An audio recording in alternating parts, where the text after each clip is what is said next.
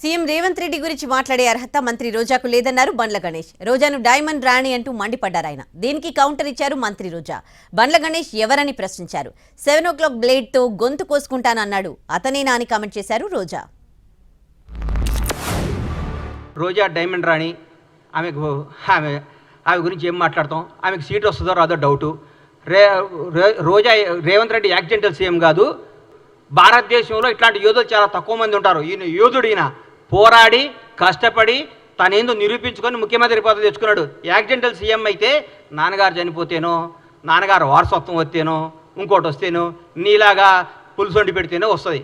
నువ్వు పులుసు వండి పెట్టావు కాబట్టి నువ్వు పులుసు పాపవు. నువ్వు వదిలేయి. నువ్వు రేపో మాపో మాజీ అవుతావు. ఆ మాజీ ఈ మాజీ కలిసి పెట్టి ఇక్కడ వచ్చి జబర్దస్త్ ప్రోగ్రామ్ చేసుకుంటా పగల జబర్దస్త్ షూటింగు, నైట్ పూట ఏమో మాజీలు కలిసి తాజాగా కేజీలు తెచ్చుకొని పులుసు వండుకొని పెట్టుకోను. అంతేగాని మా ముఖ్యమంత్రి అనే స్థాయి నీది కాదమ్మా తల్లి. నువ్వు ఈ స్థాయి కాదు. నువ్వు ఐటెం రానివి. నువ్వు ఐటెంలానే ఉండు. ఎవరెత్తను ఎవరో 7 o'clock బ్లేడ్ తో కోసుకొని చచ్చిపోతానన్నాడు ఆయనేనా? ఏం చెప్తాం వాళ్ళ గురించి కానీ.